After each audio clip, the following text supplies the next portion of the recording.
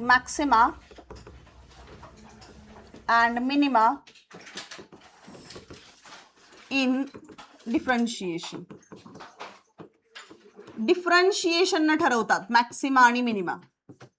मी directly question कोणत्या टाईपचं असं सांगते तुम्हाला. क्वेश्चन बघा, if x equals to 3t square plus 3t cube करा, 3t cube plus 2t square minus 4t plus 5, then find maximum velocity of particle. हे metre मध्ये दिलंय. हे काय रे, डिस्प्लेसमेंट आहे किंवा पोझिशन आहे. तर आतापर्यंत आपल्याला काय माहिती आहे की मला एक्स दिलाय आणि मला व्हेलॉसिटी काढायला सांगितलंय. काय काढायला सांगितलंय? व्हेलॉसिटी काढायला सांगितलंय. मी काढू शकते ना, v equals to dx by dt काढू शकते की नाही. पण त्यांनी काय म्हणतायत ते मॅक्सिमम व्हेलॉसिटी काढा. हा वर्ड आलाय बघा, मॅक्सिमम व्हेलॉसिटी काढा असा असतो किंवा मिनिमम व्हेलॉसिटी काढा असेल. ठीक आहे, दोन्ही असू शकतं. ऐका रे, डिफरन्स काय आहे.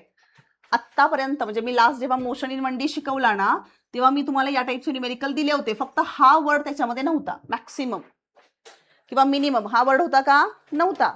आपण फक्त असं म्हणत होतो की X is given, find velocity, right. Maximum minimum बोलत होते का मी? नाही.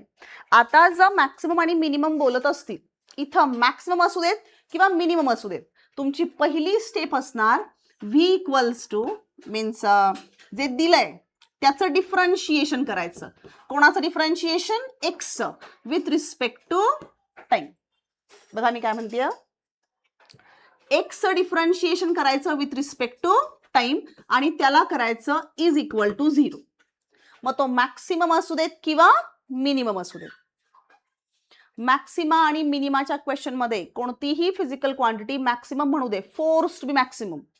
बघा त्यांनी तुम्हाला एखादं इक्वेशन दिलंय की फोर्स इज दिस.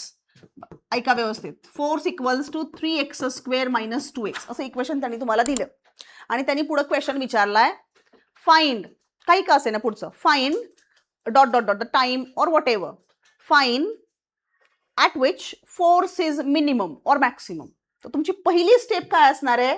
या फोर्सला डिफरन्शिएट करायचं. पण कोणाच्या रिस्पेक्टनं? फोर्स ज्याच्यावर डिपेंड आहे ना त्याच्या रिस्पेक्टनं.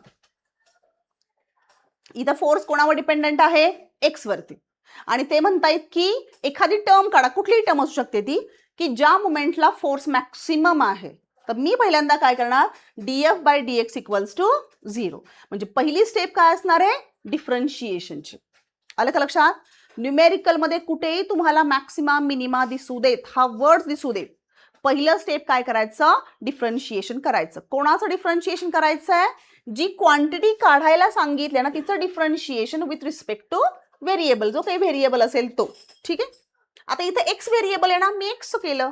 इथं कोण व्हेरिएबल आहे रे? टी व्हेरिएबल आहे. पोझिशन कोणावर डिपेंडंट आहे? टी वरती. म्हणून मी काय केलं? dx by dt. आता करा बरं dx बाय dt. चला dx बाय dt करता येईल तुम्हाला. आता करा dx बाय dt करा. हे आर्टिकलचं नाव आहे maxima and minima in differentiation. ठीक आहे, करा बरं. चला हा, याचं डिफरन्शिएशन बोला आता पटकन. 9t square. ठीक आहे, याचं काय होईल सांगा? 4t. याचं काय होईल बोला?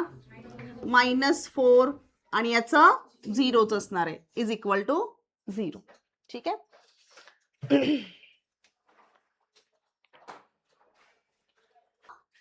-b प्लस ओ मायनस दिलंय की नाही? हे √b square minus 4ac upon काय होतं रे? 2a ना. हेच होतं ना? अरे हेच होतं का? हा a, हा b आणि हा काय असतो? c. येतील ना दोन रूट्स येतील ना याचे, काढता येतील की नाही आपल्याला? एक प्लस मध्ये येईल, एक मायनस मध्ये येईल, रूट येईल हा.